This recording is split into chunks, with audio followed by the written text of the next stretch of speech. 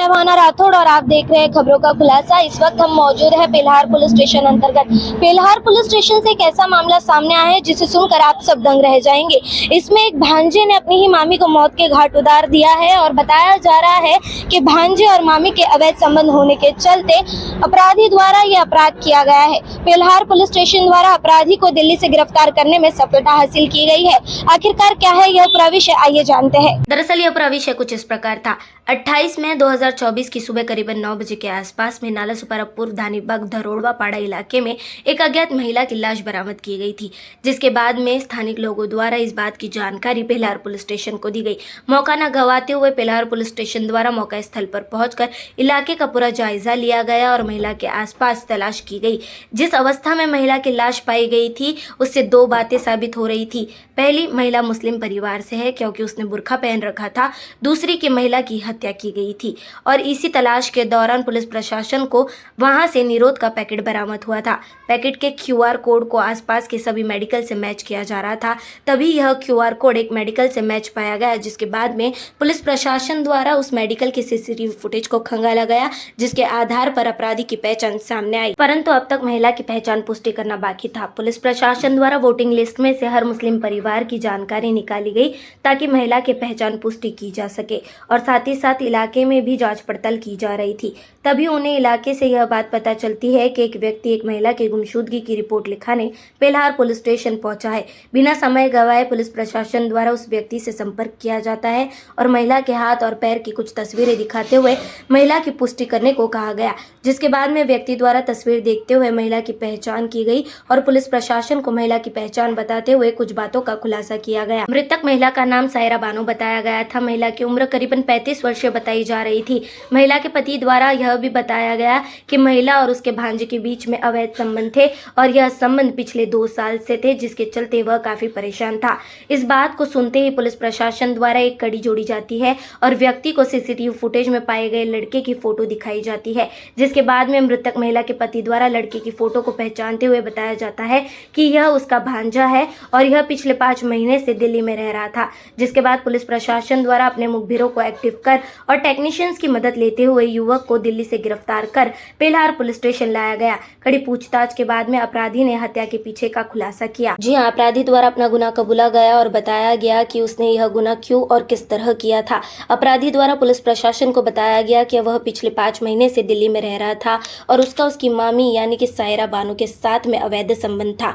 युवक के दिल्ली जाने के बाद में महिला उसे बार बार फोन करती थी और मिलने को कहती थी, जिसके चलते वह महिला से मिलने आया था।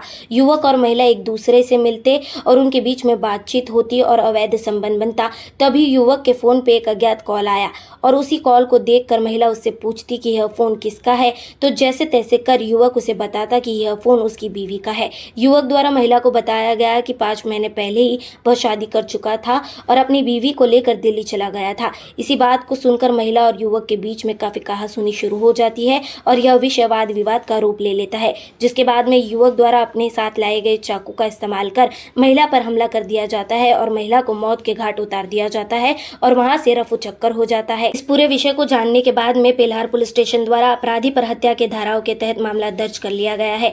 पकड़े गए अपराधी का नाम नजाबुद्दीन मोहम्मद बताया जा रहा है। अपराधी की उम्र करीबन 21 वर्षीय बताई जा रही है। फिलहाल पेल्हार पुलिस स्टेशन द्वारा इस अपराधी पर आगे की कड़ी कार्रवाई की जा रही है। आइए जानते हैं इस पूरे विषय पर पेल्हार पुलिस स्टेशन के वरिष्ठ पुलिस निरीक्षक जितेंद्र वनकुटी ने हमें क्या कुछ जानकारी दी। 5/2024 को सुबह 9, साढ़े 9 बजे पुलिस स्टेशन को एक महिला की डेड बॉडी हरवटीपाड़ा धानीबाग में जंगल में गिरी है, ऐसा इंफॉर्मेशन मिली। जैसे ही इंफॉर्मेशन मिलते ही मैं खुद डिटेक्शन ऑफिसर API स्वपन पाटिल, API हिरामन भोये, सभी लोगों ने हम उस स्पॉट पे जाके विजिट किया। विजिट करते वहाँ पे एक लेडीज़ की डेड बॉडी गिरी हुई दिखाई दी।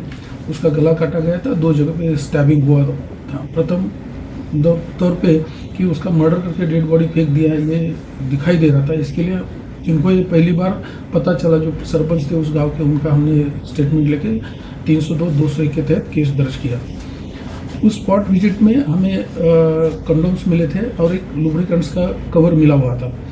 उस कवर के ऊपर जो बैच कोड रहता है, वो कोड यहीं से कहीं यहीं अपने एरिया से वही मेडिकल से खरीदा हुआ होगा, ऐसे अंदाजा करके मैंने डिटेक्शन ऑफिसर ए पाटिल साहब को ये कौन से मेडिकल में से बेचा गया है ज़रा पता कर लीजिए कि मैंने उनको आदेश दिया। वो हर मेडिकल में जाके पता कर रहे थे, तो धानीबाग के एक मेडिकल में से वो लुब्रिकेंट्स एक 20-22 साल के उम्र के लड़के ने खरीदा हुआ है, ये पता चला। तो सीसीटीवी में भी ऐसा दिखने में आया। इन बिटवीन हम लोग जो डेड बॉडी जो मिली थी उसने बुर्का पहना हुआ था, तो उस हिसाब से वो मुस्लिम की लेडीज़ की डेड बॉडी है ये पता चला था। इसके लिए हम लोग अपने एरिया में मुस्लिम लोग जितने भी रहने वाले हो मतदार यादी में नाम जिनका है वो हम लोग ढूंढ रहे थे। तो एपीआई पाटिल साहब को तो एक घर में 2 बच्चे रोते हुए दिखाई दिए। उनके बारे में पता किया तो अड़ोस पड़ोस में पता किया तो पता चला कि 3 दिन से उनकी मम्मी गायब है और उनके मिस्टर जो है पुलिस स्टेशन गए हैं। तो साइमल्टेनियसली वो पुलिस स्टेशन भी आए थे, तो उनको पूछने के बाद पता भी चला और उनको जो लेडीज़ के ऊपर से जो बंगड़ी मिली हुई थी, उनके कपड़े वगैरह दिखाई दिए। उसकी पैर की उंगली जो छोटी थी वो फोटो के ऊपर से दिखाने के बाद उन्होंने पहचान लिया कि उनके ही औरत की यह डेड बॉडी है। तो फिर भी और ज़्यादा पता करने के लिए, कंफर्म करने के लिए हमने उनको जे हॉस्पिटल में डेड बॉडी देखने के लिए भेज दिया। डेड बॉडी देखने के बाद उन्होंने बता दिया कि ये डेड बॉडी उनकी औरत की ही है। उनके पास जो इन्वेस्टिगेशन कर रहे थे उससे पता चला कि उनकी औरत का और उनका सगा भांजा है, उनका 2 साल से अफेयर चल रहा था और 2-4 दिन पहले उसने इस एरिया में भी देखा था और उन्होंने मारा होगा ऐसा उन्होंने शक जाहिर किया। और उसका मोबाइल नंबर उनसे हमें मिलने के बाद उस मोबाइल का हमने एनालिसिस किया तो वो दिल्ली में है ऐसा पता चला। तो तुरंत हमारे डिटेक्शन ऑफिसर सोपान पाटिल और स्टाफ दिल्ली गए और कल रात को उसको ताबे में ले लिया और आज सुबह हमने अरेस्ट किया है। कोर्ट में रिमांड के लिए भेज दिया गया था। कोर्ट ने 10 तारीख तक रिमांड मंजूर किया है। मर्डर की उम्र क्या है सर? उनका 35 साल। और मर्डर जो आरोपी है सर वो उसका बैकग्राउंड क्या है? बैकग्राउंड में ये बेसिकली सिद्धार्थ का रहने वाला है और मोल मजूरी करके रहता है।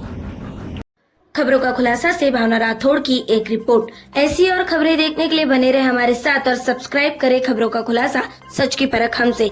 सच परखेंगे तो बदलाव पाएंगे, साथ आएंगे तो हर खबर का खुलासा होगा। वीडियो पसंद आने पर लाइक, शेयर, कमेंट, सब्सक्राइब जरूर करें।